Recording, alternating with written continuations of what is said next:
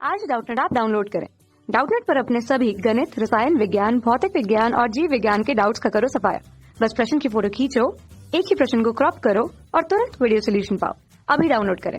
उबलता हुआ जल भाप में परिवर्तित हो रहा है, तो इस अवस्था में जल की विशिष्ट ऊष्मा क्या है ये हमको बताना है विकल्प में देखकर। क्या ये 1 से छोटा है, क्या ये अनंत के बराबर है, क्या ये 1 के बराबर है, क्या ये 0 है। ठीक है, तो चारों विकल्प में देखते हैं कि कौन सा विकल्प सही होता है। अब जो जल है वह भाप में परिवर्तित हो रहा है, तो जाहिर सी बात है कि जल साधारण दाब में भाप में कब परिवर्तित होता है, 100 अंश सेल्सियस पर। ठीक है, और 100 अंश सेल्सियस पर यह जल में भी रहता है और यह भाप में भी रहता है। ठीक है, तो 100 अंश सेल्सियस पर क्या होता है, अवस्था परिवर्तन होता है। यहाँ पर जो भी ऊष्मा ली जाती है उसको हम गुप्त ऊष्मा या फिर लेटेंट हीट कहते हैं। ठीक है, तो यहाँ पर विशिष्ट ऊष्मा की बात ही नहीं कर सकते हम। चलिए देख लेते हैं, एक बार सूत्र से भी देख लेते हैं इसको। ठीक, तो Q बराबर क्या होता है, mc डेल्टा थीटा। ठीक है, या फिर डेल्टा टी। तो यहाँ पर डेल्टा थीटा अथवा डेल्टा टी क्या है, तापांतर है।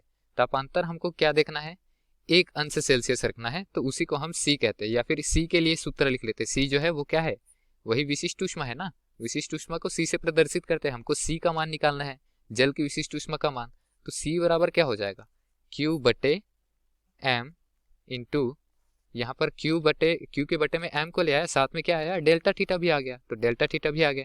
चलिए 1 ग्राम द्रव्यमान ले ले या कुछ भी ले ले, 1 कैलोरी ऊष्मा ले ले या कितनी भी ऊष्मा ले ले, ऊष्मा की ही मात्रा निकालनी है हमको। C क्या होता है, ऊष्मा होता है।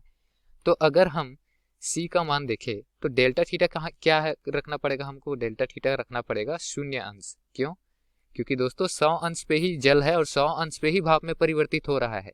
ठीक है, और अगर डेल्टा थीटा का मान 0 रख दे तो Q बटे M गुना 0 हो जाएगा। M गुना 0 तो पूरा 0 हो ही जाएगा वैसे, लेकिन अगर किसी संख्या के बटे में 0 है तो मान हमको अनंत प्राप्त होता है। ठीक है, यहाँ किसका मान ज्ञात कर रहे थे हम, विशिष्ट ऊष्मा का, जल का। तो उसका मान क्या आया, बटे में 0 आया। अब बटे में 0 आया, इसका अर्थ क्या है कि मान आ गया अनंत। विशिष्ट ऊष्मा कितनी आ गई, अनंत। ठीक है, तो अगर जल उबल रहा है, उसको भाप में परिवर्तित हो रहा है, वहां पर हमको कितनी ऊष्मा देनी है कि उसका ताप, जो जल का ताप है वो 1 अंश सेल्सियस हो जाए, तो हमारा उत्तर निकल करके क्या आएगा, अनंत।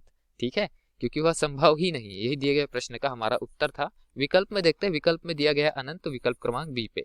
ठीक है, तो क्या वो 1 से छोटा है, नहीं। क्या वो 1 के बराबर है, नहीं। क्या वो 0 है, नहीं। वो तो है अनंत, जो कि दिए गए प्रश्न का सही उत्तर है दोस्तों। धन्यवाद। कक्षा 6 से 12वीं से लेकर नीट, IIT, JEE वो एडवांस के लेवल तक 1 करोड़ से ज्यादा छात्रों का भरोसा। आज ही डाउनलोड करें डाउटनेट ऐप या व्हाट्सएप करें अपने सारे डाउट्स 8400 400 400 पर।